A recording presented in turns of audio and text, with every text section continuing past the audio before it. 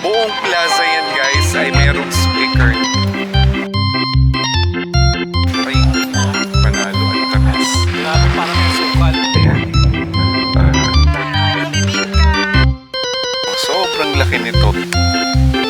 Napaka-sweet naman. Ano ba yan?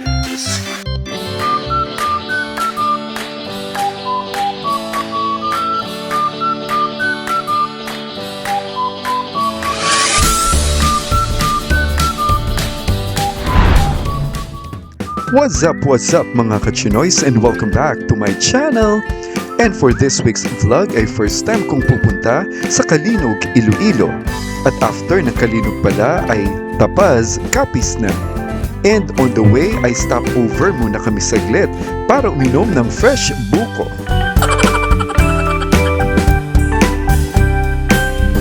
And as you all know, na kapag bago ka raw sa isang lugar, ay magandang dumaan ka sa kanilang simbahan para magbigay pugay at magpasalamat. Na kung tutuusin ay ito lang naman ata ang aming pakay today dahil kulang na din kami sa oras. Hello guys! So nandito naman tayo ngayon sa Kalinog. Kalinog Church. Ang Kalinog ay huling town from Iloilo City. So matadaan mo Haniway, Lambunaw, Kalinog. Next kasi is Tapaz, Capiz na. Oh, okay. So halika, nagkataon naman may misa. Let's go inside and see the Church of Kalinog. Dahil mo nagiloy na Jesus, nagsiling sa mga salogon, ang bisan ano, nga isiling niya sa inyo. Ngini puno nila sing tubig ang mga tadyang tuntong sa bibig. Ginigala nila ini sa manong lumala. Yan, bawat tinali ng rio, Galilea. Dito ginala.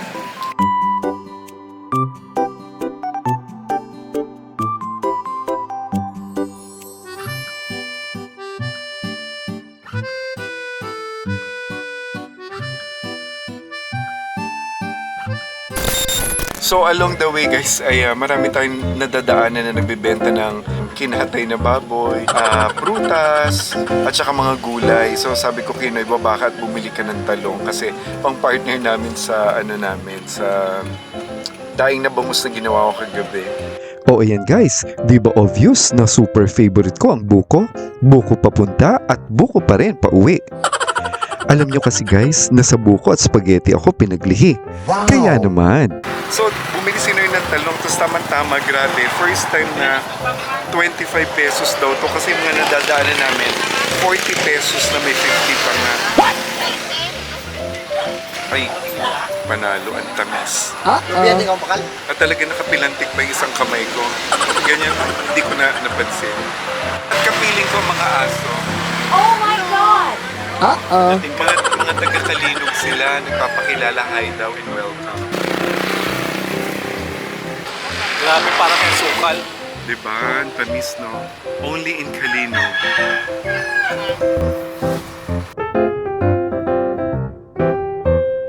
Sa blanket lang. Sabi mo, hello. Hello. Ano ngalan mo? Ayal? Ano daw? Alex. Alex. Tingnan mo guys, so naka-makeup siya. Ayan, hello. Kagwapa, oh. Oh, ito yung laman. Ay, tinake out na lang namin. Ayan.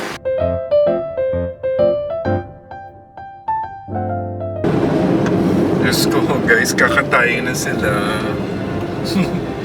Kawawa naman. Oh my God! And syempre, before umuwi ay dumaan muna kami dito sa hometown ni Beshinoy sa Haniway to buy some dried fish dahil dito lang ako nakabili ng tuyo na napakasarap at di maalat. Kaya halina at bumisita tayo sa palengke ng Haniway, Iloilo.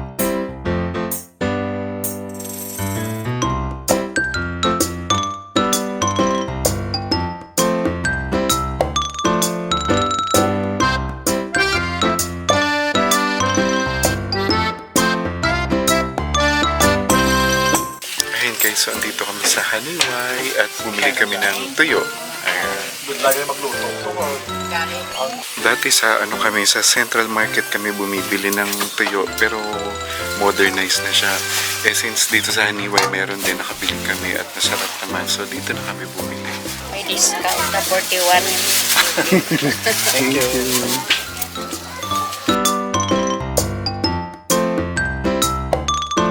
24 hours later.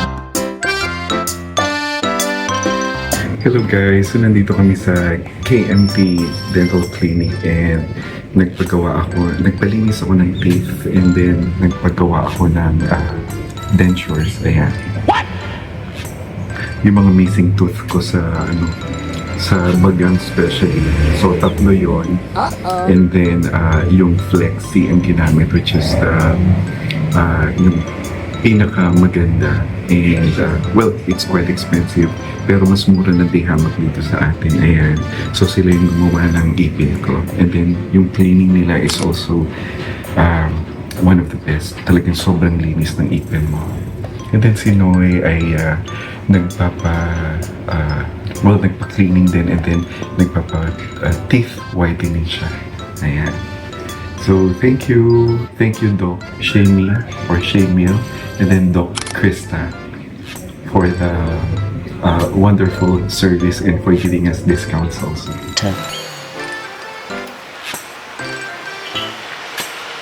Hello guys! Nandito tayo ngayon sa Haro Plaza. Haro Plaza. At saka pupunta rin tayo na Haro Church. Mabuti hindi siya umuulan. So let's go and see how beautiful the plaza is.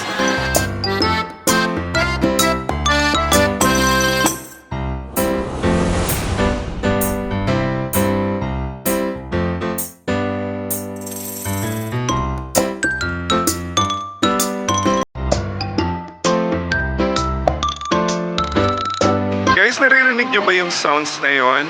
Naloka ako. Akala ko may nagpapatugtog dito. Pero actually, wala pala. Yung parang jeep or tricycle or whatever na may dalang speaker. Alam nyo, itong Haro Plaza, bonggang-bongga, first time in history, meron silang surrounded by these speakers. Diyan pala nanggagaling yung tugtog. Ang bongga, di ba? Buong plaza yan, guys, ay merong speaker. Tingnan nyo.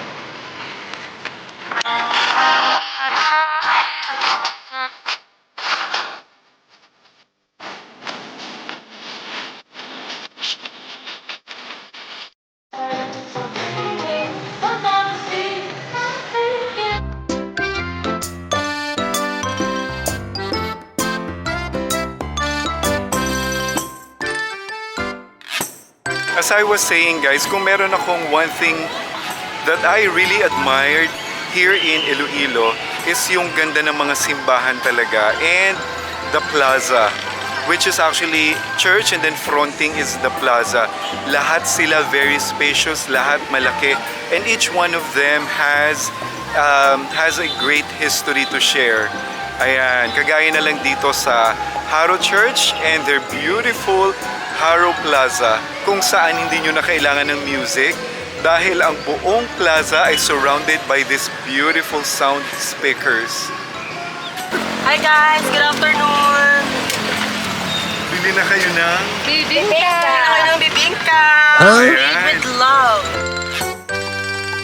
Ayan, bumili kami ni Noy ng bibingka ulit. Yung nakaraan sa Molo ngayon, dito naman sa Haro, o sige, tikman niya. Masarap. Ano mas masarap, Molo or dito? Paro lang. Pero masarap. Kanin nipis. Na-made guys. And how much? 50, pulo kabilo. Ayan, 10 pieces for 50 pesos. Hindi na masama, guys.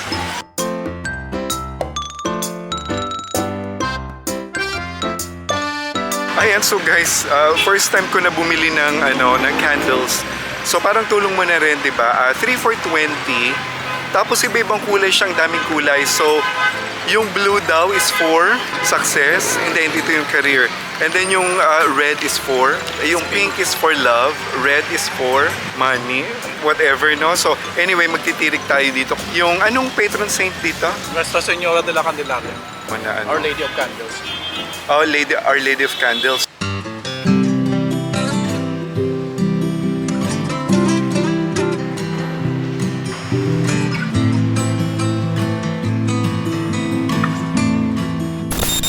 And yun nga yung pinaka-saddest part, di ba? Yung kapag patapos na yung vacation ng kahit na sinong mga OFW or mga immigrants, yun ang pinaka saddest part ay yung pagbalik na and back to reality. Sobrang ang dami mong mamimiss dito sa Pilipinas talaga. And by the way, for today's lunch, nagluto ako ng puchero. And then, nagluto rin ako ng tortang talong. Ayan. And meron din pala kaming chiko na bigay ni Mami Tess. Ayan, shout out kay Mami Tess, ang aming instant mommy. Although hindi ako mahilig masyado sa chiko, but then ang sarap na klase to, ang tamis daw sabi ni Noy. And today, si Noy ay pumunta muna sa kanila sa Haniway. So naiwan ako dito, nagstay muna ako dito kasi wala rin naman akong gagawin doon. And especially guys, no, masama ang panahon kasi meron na tayong second na bagyo. So after Ada, A, ngayon may B naman, si Basyang. Ayan, so kain muna tayo ng tortang talong and puchero. Let's eat. Tapos of course, maglilinis na naman and I'm doing some retouches ng mga paint.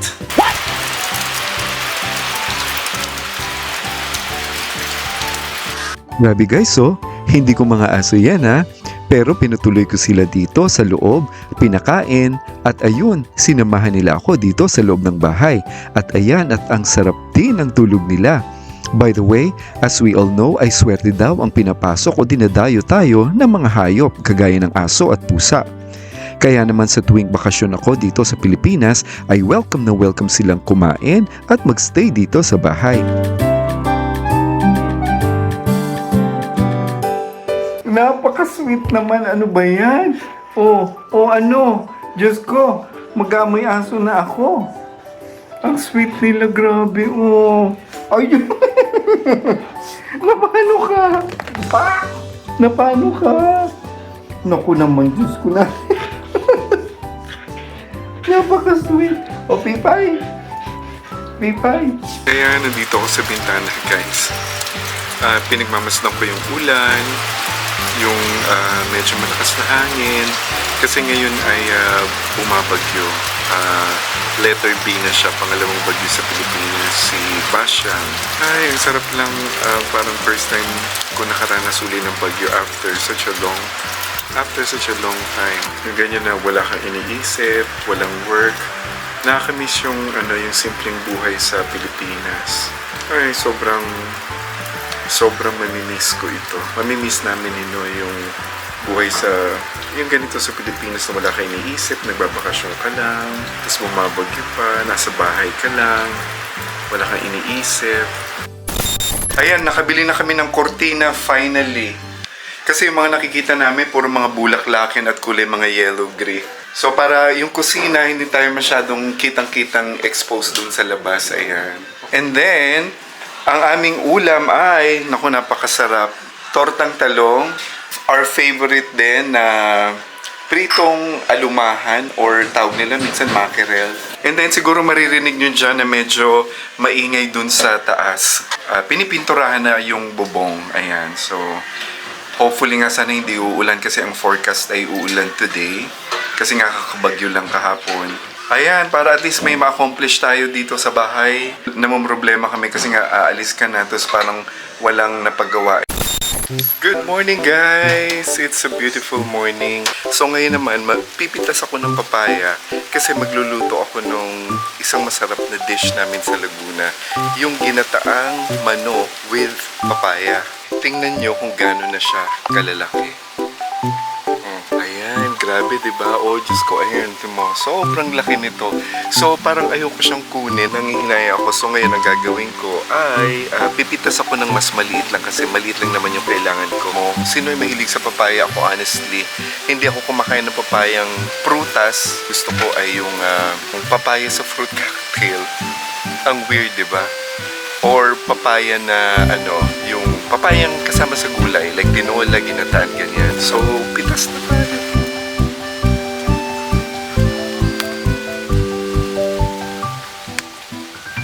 Ito yung pinutol namin na atis, di ba?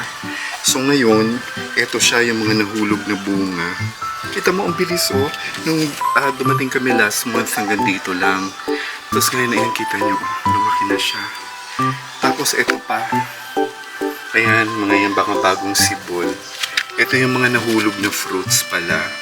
So, ayan, nakakatuwa naman. So, by next year, pagbalik namin ay marami uling atis.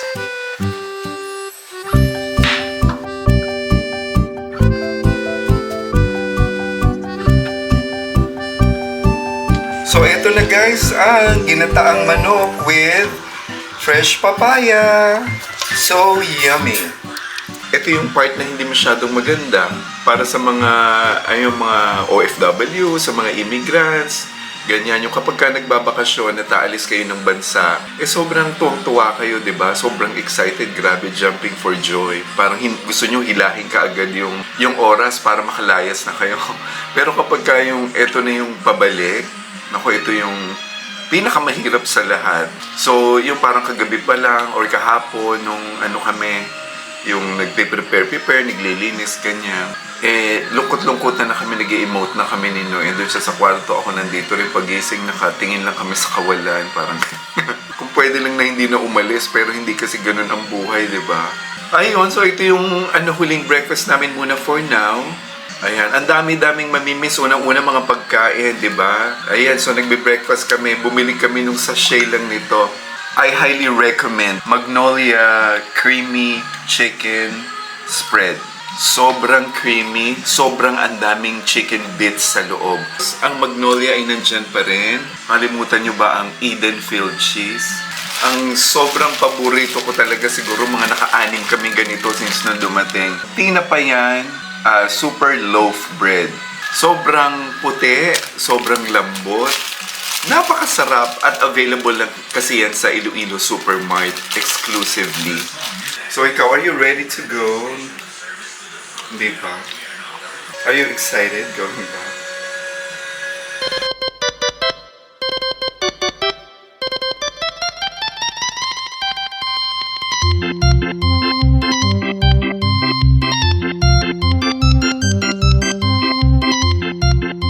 Ay, naku, ang bilis ng oras. So, natapos na kami mag-impake. Yun, naglinis pa ako ng konti. Kumaga parang isang final linis. Nag-mop, nagwalis. Tapos nakapagbunot pa ako ng konting damo dun sa small garden. Kasi nga, ayaw kong maka-interfere yung mga ligaw na halaman o yung flower na nandun sa labas kasi gumagapang siya. So, nakapagbunot pa ako ng damo na konti lang naman. Ayan, para yung atis makahinga siya. Tapos nagsinoy pala nagtanim ng rambutan galing sa kanilang bahay. Ayan, ang bilis ng oras. It's already 1:30 and pahinga ng konti, kakain, papahinga lang ng konti, and then ayun, we're going to go to the airport. Iniwan ko muna dito si Tiffany at saka si Paquito. Ayan, until we meet again, mga anak. Panginoon ko, kayo na pong bahala sa bahay ko. Keep it safe always. Time flies so fast when you're having fun, sabi nga. Going home to your beloved country is one of the happiest and most exciting part, especially to all the OFW and immigrants. Pagkatapos ng mahabang panahon ng ating lungkot at hirap sa trabaho, ay kailangan din nating magbakasyon at mag-relax. Yes, hindi biro ang laki ng gastos, pero sulit naman ito lalo na pag nakita natin at nakasama ang ating mga pamilya at kaibigan. Isama pa dyan ang pamamasyal at pagbisita sa mga lugar na gusto mong mapuntahan. Parang ayaw mo nang matapos ang bawat araw na dumaraan. Isa pang di natin makakalimutan sa tuwing bakasyon ay kumain at mag-explore sa iba't ibang pagkain sa mga destinasyon ng inyong pinupuntahan. Hanggang sa muli nating pagkikita, mahal naming Pilipinas! At kung kayo ay napadaan lang sa aking channel, please don't forget to subscribe, paki-like and hit the notification bell for my latest videos. At hanggang sa muli, ito po si The Red Chinoy saying thank you and God bless everyone. Paalam!